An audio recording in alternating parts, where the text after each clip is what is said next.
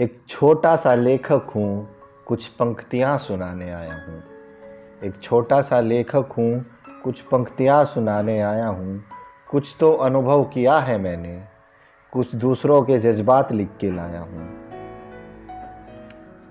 तो आज की मेरी पोइट्री का टाइटल है कि क्या इश्क है ये।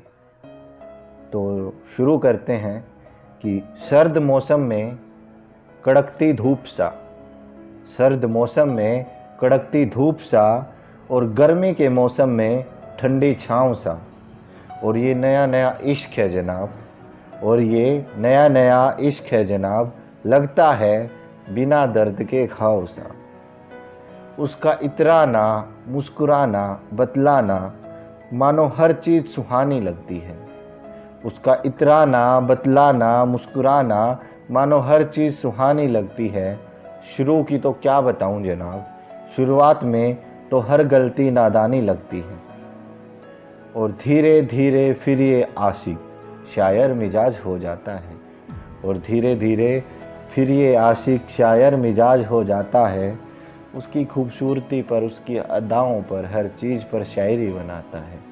मैंने भी बनाई थी कि पता नहीं किस मोड़ पर लाकर खड़ा करेगा ये इश्क, पता नहीं इस मोड़ पर लाकर खड़ा करेगा ये इश्क। नादां दिल अक्सर उनसे प्यार करने के बहाने ढूंढता है।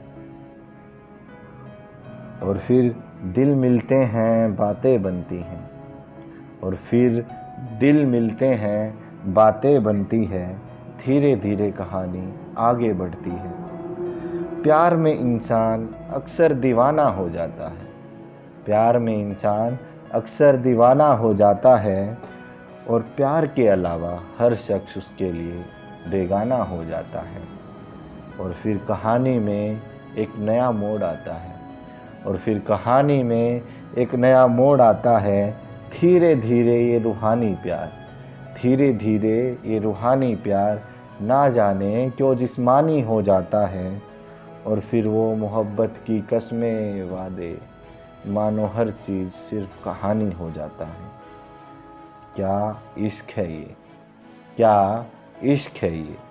अगर ये इश्क है तो जो मीरा को श्री कृष्ण से था वो क्या था, जो रांझे को हीर से था वो क्या था।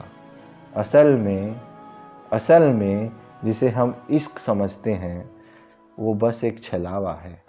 असल में जिसे हम इश्क समझते हैं बस वो एक छलावा है। और कुछ लोगों के लिए तो अपनी हसरत पूरी करने का बस एक बहाना है। क्योंकि जहाँ रूह मिलते हैं, क्योंकि जहाँ रूह मिलती है वहाँ जिस्म की ख्वाहिश नहीं होती। क्योंकि जहाँ रूह मिलती है वहाँ जिस्म की ख्वाहिश नहीं होती। और खुदा की इबादत की तरह इश्क की कोई पैमाइश नहीं होती।